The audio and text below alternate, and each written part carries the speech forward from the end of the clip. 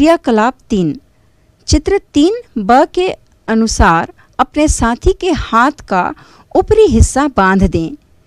उसी हाथ को सीधा रखते हुए कसकर मुट्ठी बांधकर 4-5 बार हिलाने, कोहनी से मोड़कर सीधा करें के लिए कहें।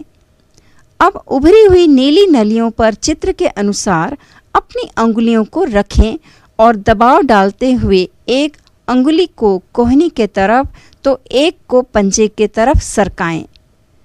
क्या इनके बीच नीला रंग गायब हो गया?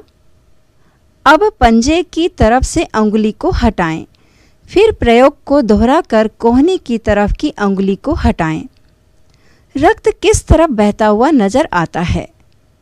इस प्रयोग से हार्वे ने पाया और आपने भी देखा होगा कि रक्त पंजे से कोहनी के तरफ नली में भरता हुआ नजर आता है। अर्थात निश्चित ही ये नलियां हमारे हृदय तक रक्त का परिवहन कर रही होंगी।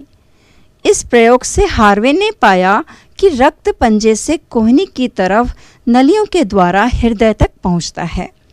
उनके अनुसार शिरा, वेन वो नलियां हैं जिनसे रक्त हृदय की तरफ बहता है और धमनी, आर्टरी वे नलियां हैं जिनसे रक्त हृदय से शरीर के अन्य क्षेत्रों तक बहता है। उन्होंने सुझाया कि हमारे शरीर में रक्त का बहाव एक चक्रीय परिपथ में होता है।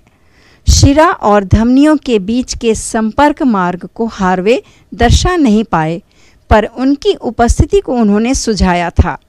बाद में इसकी पुष्टि केशिकाओं कैपिलरीज की खोज से हुई।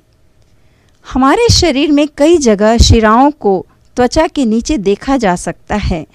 उनमें बहता हुआ रक्त नीले रंग का प्रतीत होता है, पर वास्तव में यह रक्त गाढ़े लाल रंग का होता है। धमनियों में बहता हुआ रक्त सुर्ख लाल होता है।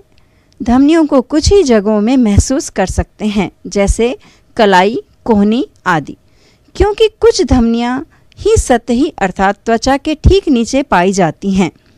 चलिए एक धमनी को महसूस करते हैं।